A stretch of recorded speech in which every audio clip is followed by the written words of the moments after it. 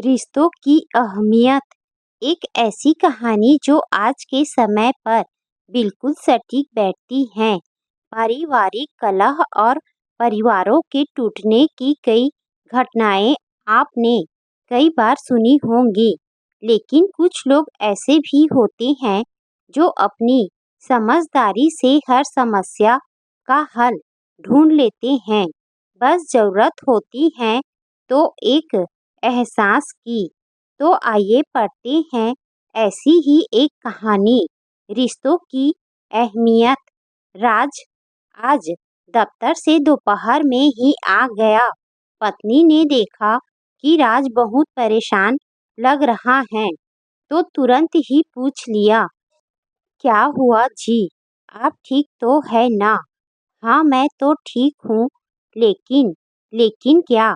बीच में टोकते हुए राज की पत्नी निधि ने पूछा। राज के माथे पर चिंता की लकीरें दौड़ रही थी और उन्हीं लकीरों पर पसीने की बूंदें ऐसे तैर रही थी मानो कुछ लिखकर बयान करना चाहती हो। आप कुछ बोलते क्यों नहीं?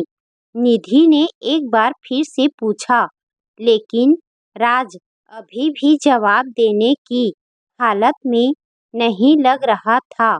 फिर भी उसने हिम्मत करके बताने की कोशिश की, तुम्हारे पापा का फोन आया था, सब ठीक तो है ना?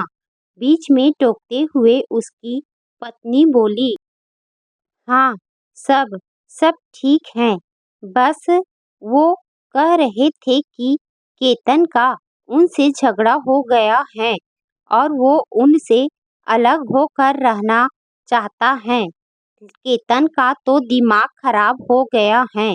अभी शादी को 4 दिन भी न हुए और माँ पापा से अलग होने की बात कर रहा है। गुस्से में निधि बोली।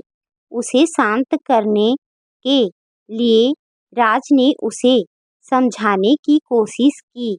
हो सकता है केतन सही हो, तुम्हारे माता पिता ने ही कुछ गलत किया हो। आप भी क्या बात कर रहे हैं? मैं बचपन से जानती हूँ अपने माँ बाप को, वो गलत नहीं हो सकते। जिन्होंने मुझे पाल पोस कर इतना बड़ा किया, क्या तुम्हें लगता है वो गलत हो सकते हैं? लेकिन हम इसमें क्या कर सकते हैं? मुझे अभी जाना है केतन के पास, उससे पूछूंगी मैं कि उसकी ऐसी करने की हिम्मत कैसे हुई। लेकिन क्या इस समय जाना सही होगा? ये सब मैं नहीं जानती। मुझे जाना है तो जाना है बस। इस स्थिति में राज निधि को किसी भी तरह नहीं रोक सकता था, इसीलिए उसने उसके साथ जाना ही ठीक समझा। निधि और राज की शादी को 8 महीने हो चले थे। केतन निधि का भाई था। उसकी शादी को अभी 3 ही महीने हुए थे। निधि अपने मायके पहुंची। अभी राज कार में से उतर ही रहा था। इतनी देर में तो निधि दरवाजे से घर के अंदर भी दाखिल हो गई। ड्राइंग रूम में निधि के पिता बैठे थे। निधि गुस्से में तिलमिलाई हुई उनके पास पहुंची और बोली, कहाँ है केतन? लगता है उसका दिमाग खराब हो गया है। उसकी इतनी हिम्मत कैसे हुई कि आपसे अलग रहने का ख्याल भी आया उसे?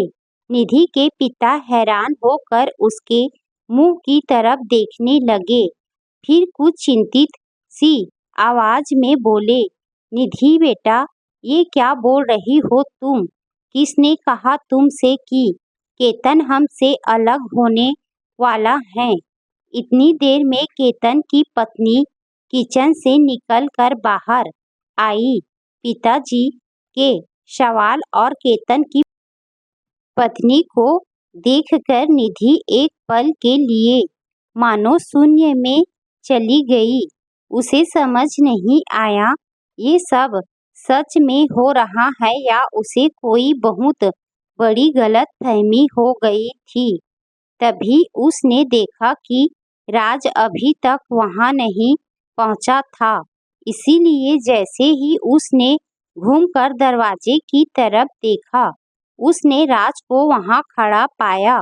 इससे पहले कि वो कुछ पूछती, राज पहले ही बोल पड़ा, मैंने झूठ बोला था, लेकिन क्यों? अब तो निधि के साथ उसके पिता और केतन की पत्नी भी समझना चाहती थी कि आखिर हो क्या रहा है।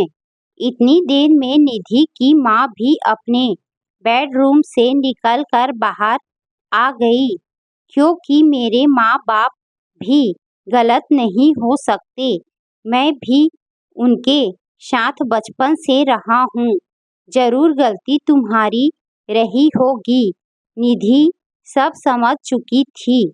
उसे एहसास हो चुका था। निधि की आंखें आंसुओं से भर चुकी थी और वो कांपती हुई आवाज में बोली, हम आज ही माँ बाबूजी को घर ले आएंगे।